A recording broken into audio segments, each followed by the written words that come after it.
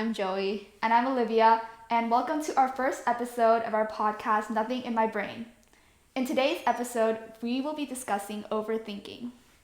Okay, so first we should start with the definition of overthinking, which is when you repetitively dwell on the same thought or situation over and over to the point that it disrupts your life. Yeah, so basically, overthinking is very prevalent in today's society, and it's basically unproductive thoughts and repetitive thoughts.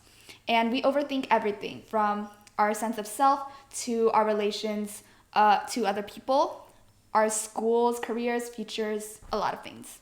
Okay, so a type of overthinking is when we ruminate about the past. So rumination about the past is basically persistent negative thoughts.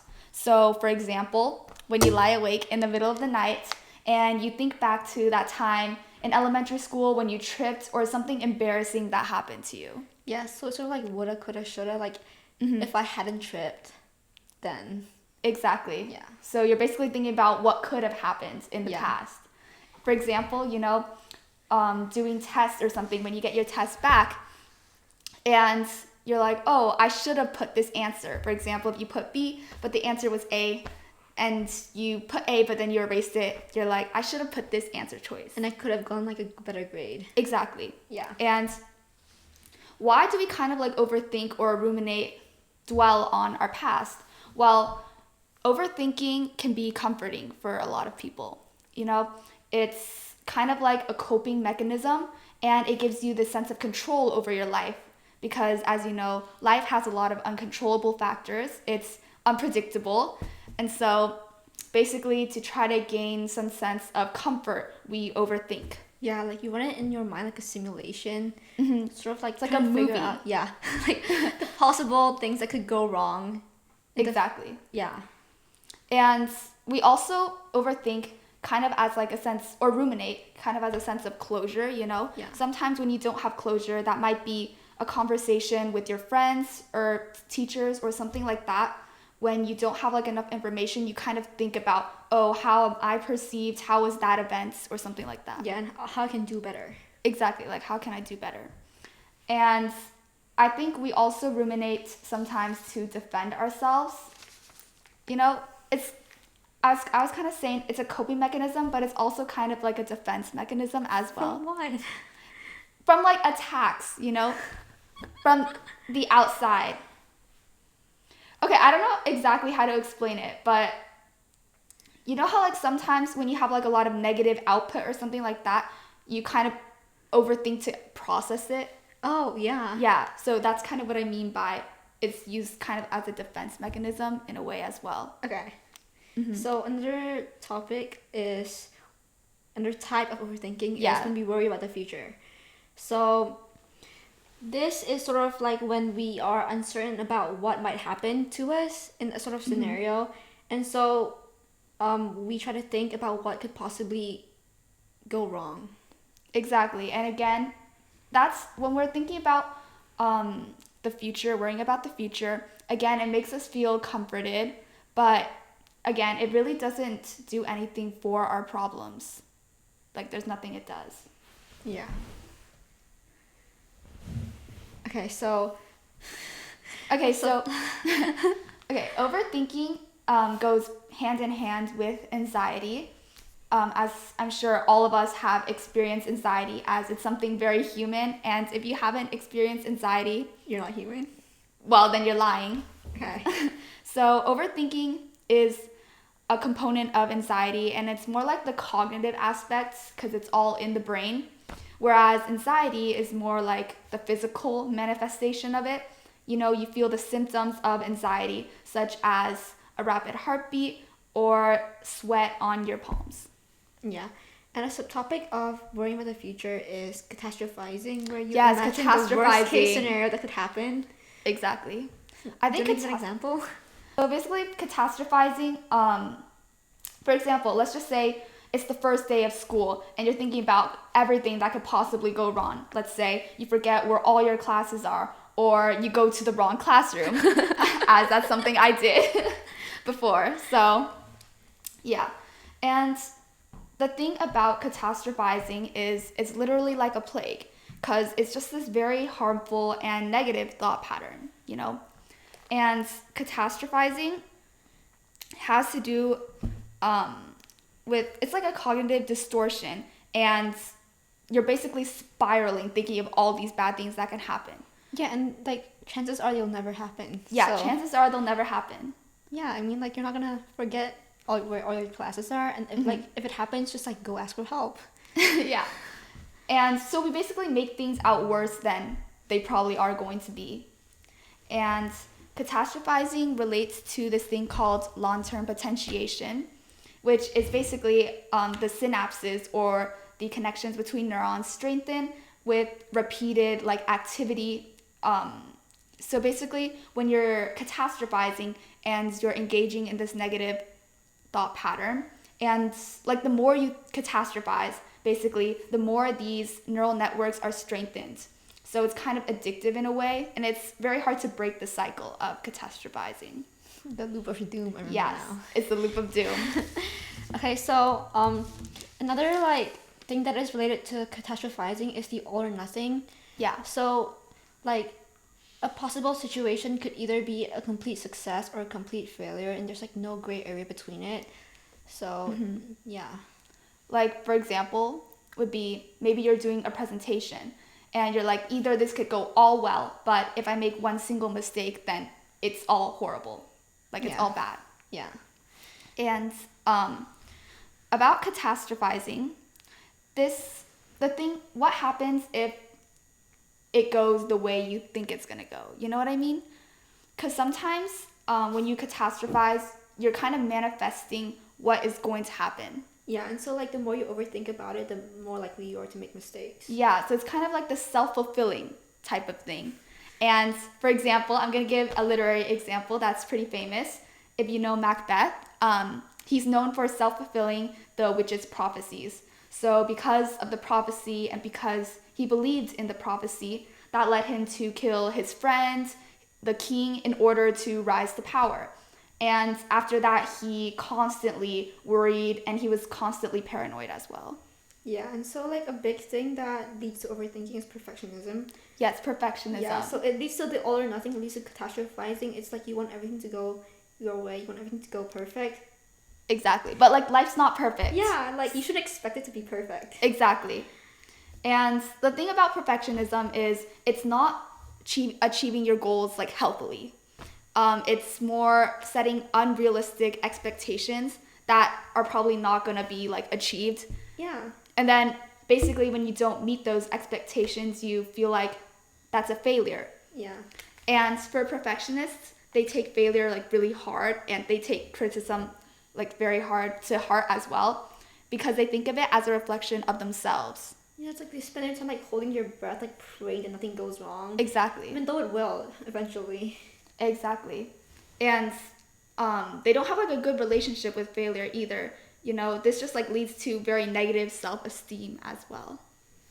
And it's hard to like, I don't know about you, but I know some perfectionists, they struggle with deadlines. How so?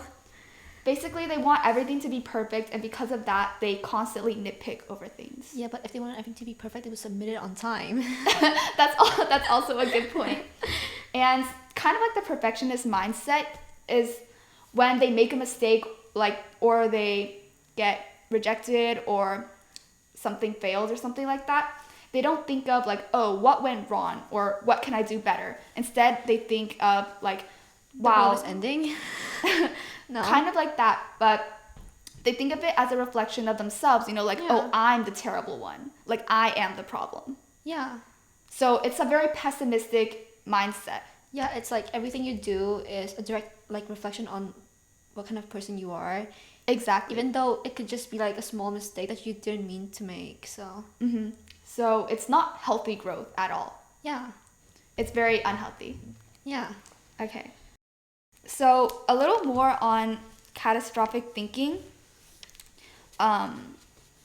So I think the media kind of influences us.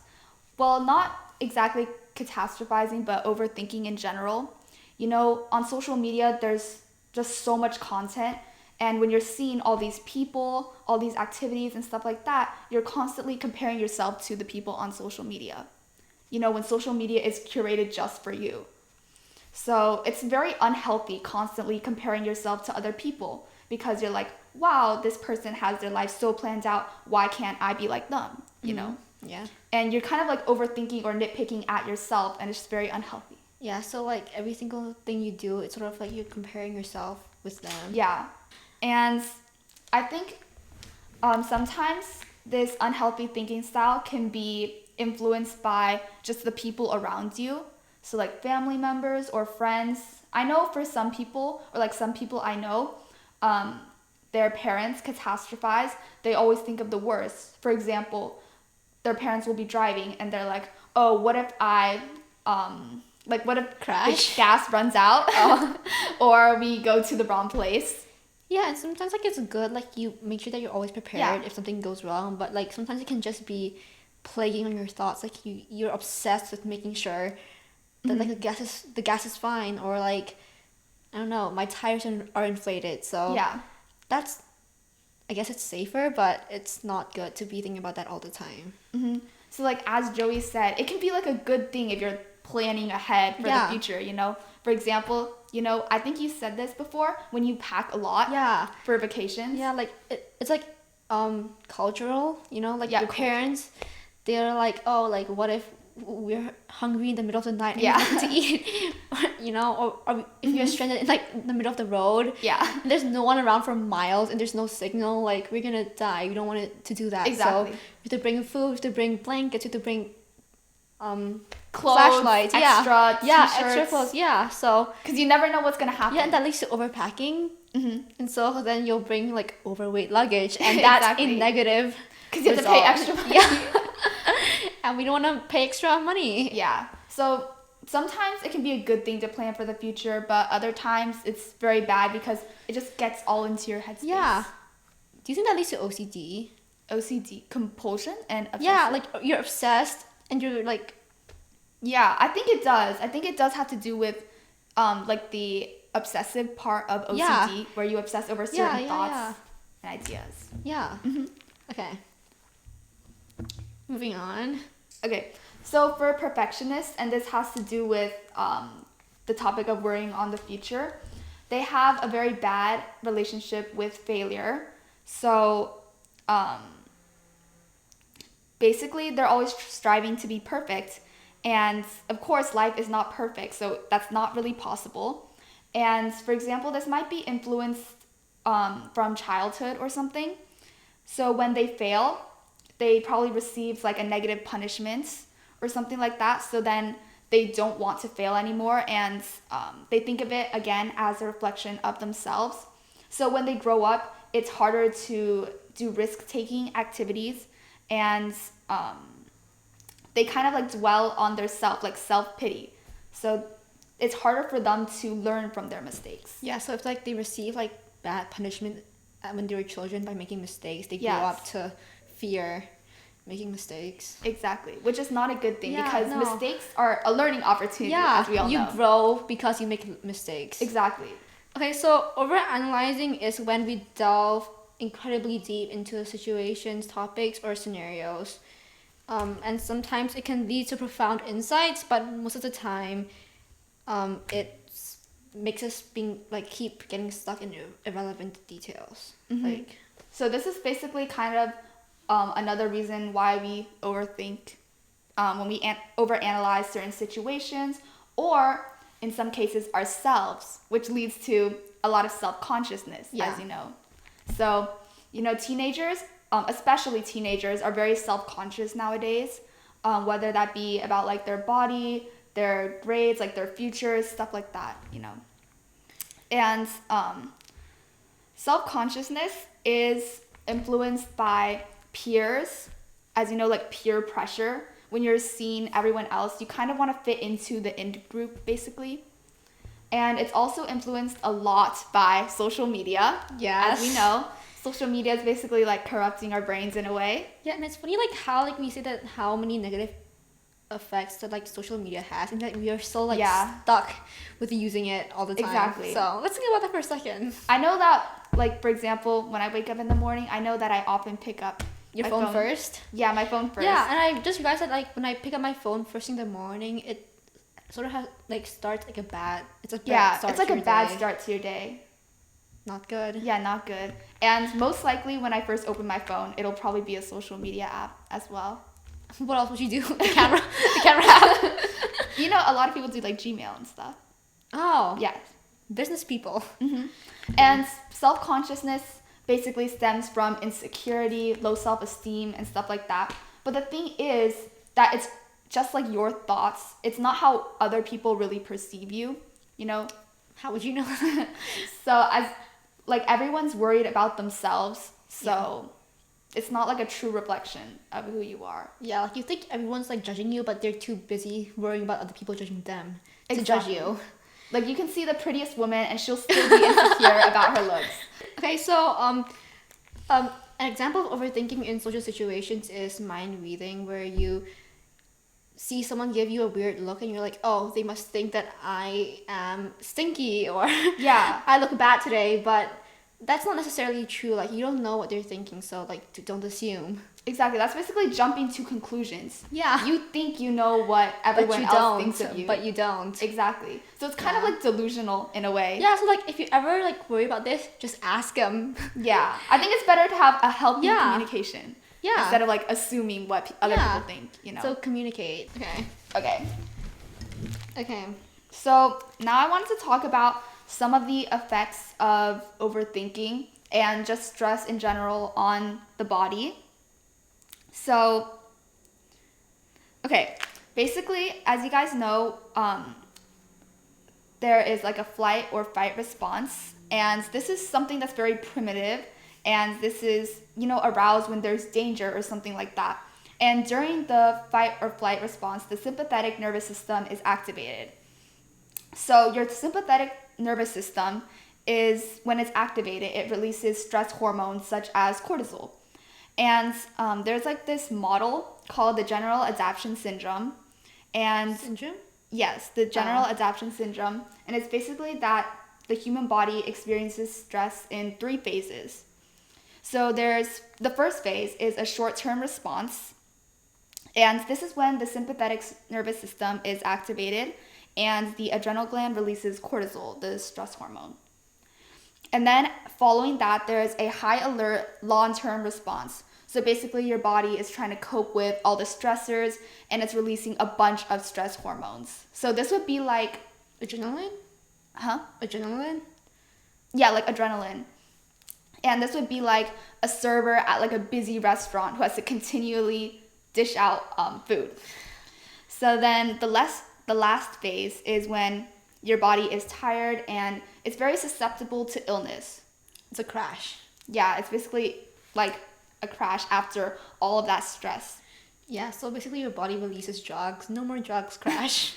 So basically, that's why prolonged periods of stress make you more vulnerable to disease, and it leads to things like digestive problems, body pain, a higher chance of heart disease, lung disease, cancer, diabetes, We insomnia. get it. Okay. Yeah, so a lot of really bad effects. Don't ever think about that. You won't get it. Yeah. It also causes like a weaker immune system because apparently it reduces the number of lymphocytes in your immune system. And additionally, it can lead to like other unhealthy habits. Grim. You know how some people have like a lot of stress and they need to find a way to relieve it. Yeah. So they go to smoking Drugs. or drugs. Yes, like she said.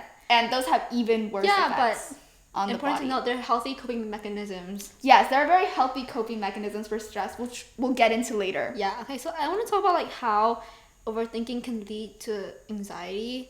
Mm-hmm. You know, like if you catastrophize like every single day about like what will happen when you go out, you know, like a car will hit you, like a coconut will fall from a tree and bonk you in the head.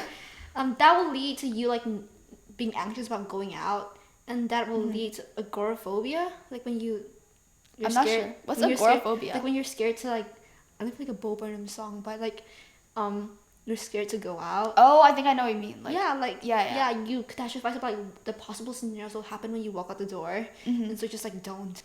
So as kind of what she said, I agree. Basically, persistent overthinking can lead to a lot of irrational fears, such as agoraphobia. Yeah, and also like social anxiety. Yeah, social anxiety. The fear of heights. Because you overthink about you might fall to your death. Yeah, that will happen. And it can also like lead to certain anxiety disorders. Like there's many anxiety disorders, such as like general anxiety disorder, seasonal. Seasonal. Yeah, there's winter is coming. Oh, maybe not seasonal. Winter is coming. General anxiety seasonal depression. Oh, wrong one. Yeah. There's like general anxiety disorder and a bunch of like fear disorders as well, phobias. Yeah, phobias. So I think for those, maybe perhaps seek counseling. Like that might be solved through that. Yeah, like exposure therapy. Yeah, if you're afraid of heights, go climb a mountain. Yeah, CBT or cognitive behavioral therapy is a good one if you have like anxiety disorders or you're suffering from like irrational fears. Okay, so now we're gonna like move on to like how you can cope with overthinking. Yes, so we're gonna talk about how to kind of mitigate overthinking because as you know, a healthy mind is very important, and actually people who live longer have a healthy mind, like a healthy physical body and a healthy mind. Okay. So let's go into some unhealthy ways that you should avoid coping with overthinking. So the first one is like when you distract yourself from overthinking by like delving into unhealthy habits. Yeah, like doom scrolling on social media. That's a really bad that's one. like contributing to the problem. Like social media might be contributing to your anxiety. Yes. And you alleviate it by going on social media. Like that's not good. The doom loop. Exactly. And social media, just so you guys know, it's made to be addictive. Like it's made to give you that dopamine rush, which we'll talk about more in our next episode.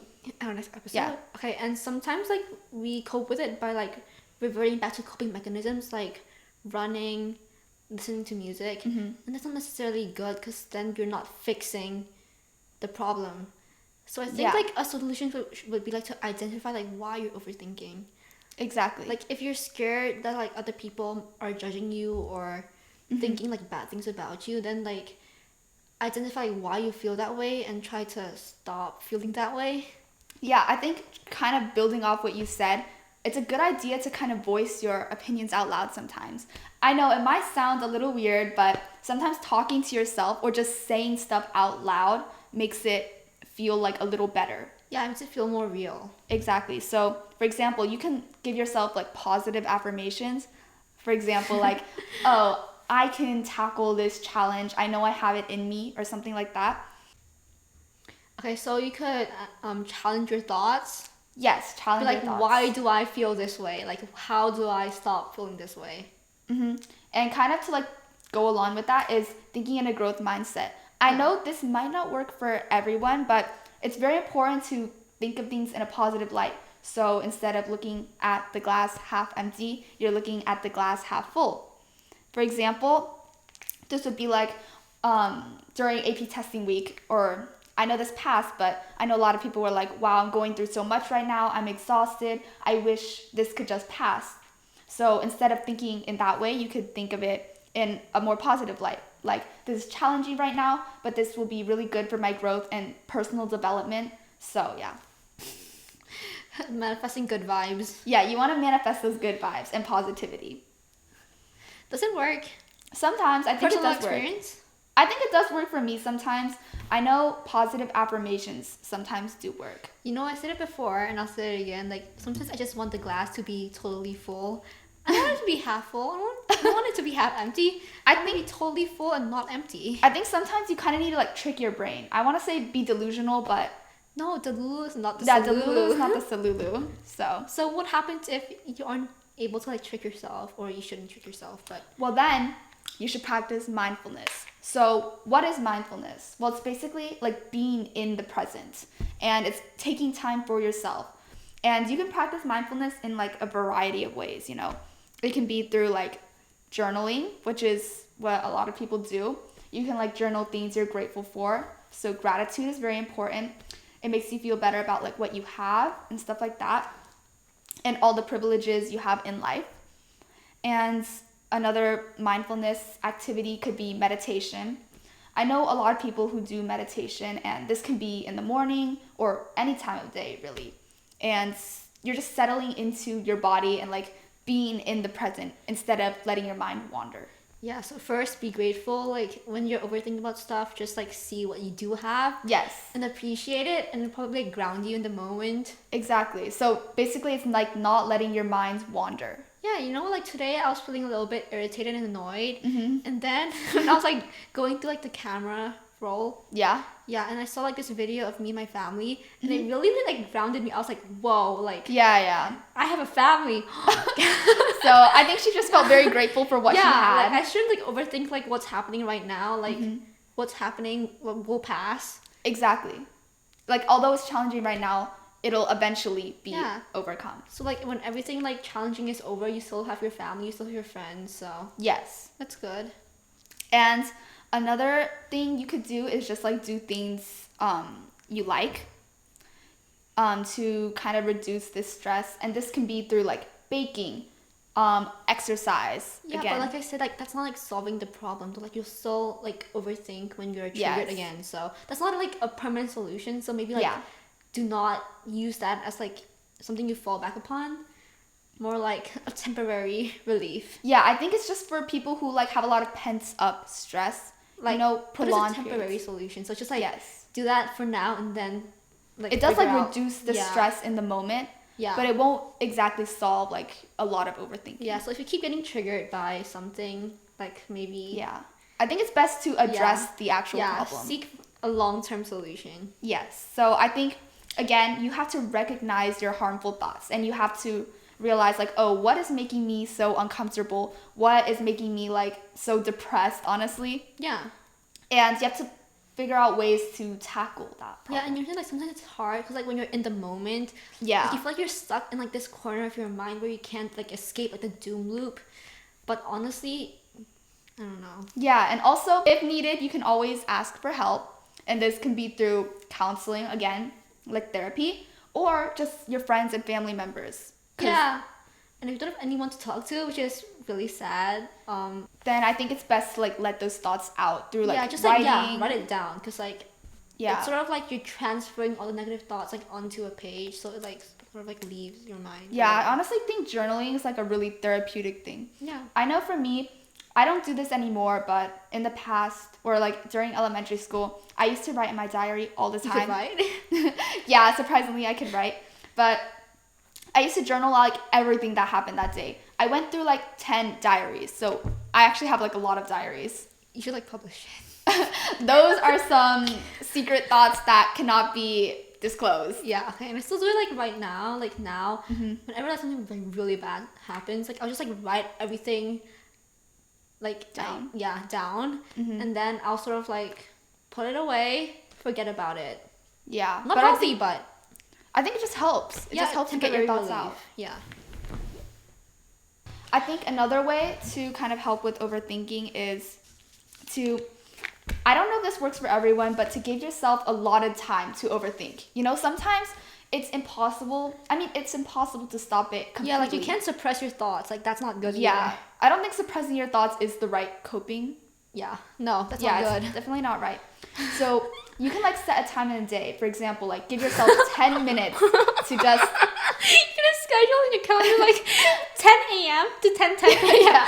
Break it down. Believe it or not, I know it works for some people. So although it sounds a little absurd, you can schedule times to overthink. And during those sessions, you can basically overthink everything. And okay, it doesn't stop the overthinking. That's just you completely. Though. No, I know some people who did this. You can schedule overthinking time. Because like when I overthink, like once it starts, it's like a spiral. You keep spiraling. Yes. Like how can you like hey, like come back later? Oh no, not like schedule it during the day, but when you are overthinking, give yourself like 10 minutes. Oh yeah, okay, cool. I thought you like scheduling your No, not time. schedule at 10 a.m. overthinking. Write down. That's not what I was saying. Google calendar, overthinking time. Exactly. So like when you are overthinking, give yourself 10 minutes, like let those thoughts out. And it's actually shown that people who do this, like later on, they'll not overthink their problems as much. It doesn't go away completely, but they'll find that they don't think about the problem as much. Yeah, so if you can't like take the time to like spiral, just like give yourself time, and then when the time is up, just like say get back to work. Yeah, and again, this just gives you like a sense of control over your minds. Yeah, essentially. Yeah, so basically what I do is I write down my thoughts, like I said. So journaling. Yeah, and then like I actually try to like identify the root of my overthinking. See, I think that's a really good way. It's like personal therapy, you know, like I don't need to pay other people, like I said, like you have to save money, you know? So I do my own psychoanalyzing. Yeah. So she is her own therapist, basically. Freud who? Yeah, who needs Freud? That's me.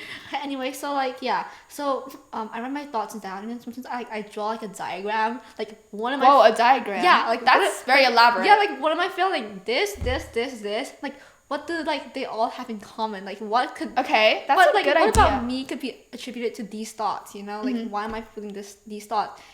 Okay, but like identifying like them is one thing, like working on it is another, you know what I'm saying? I know what you mean. Like you might be like, oh, I'm really insecure about this. Like how do you stop being insecure? So you gotta have like make like a conscious effort like every single day to sort of help yourself. I think that's a really good way to combat overthinking. Ooh, really? Yeah, I don't think mine is like that elaborate. Like you actually identified everything. Yeah. And I do not do that.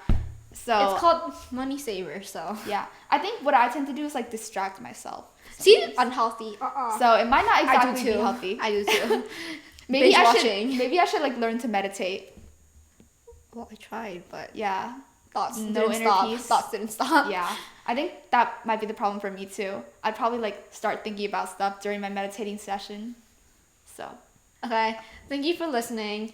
Don't forget to review our podcast, like it, rate it, and follow us on Instagram. Yeah. Or Spotify. We'll see you next time. Yeah. Bye. Bye.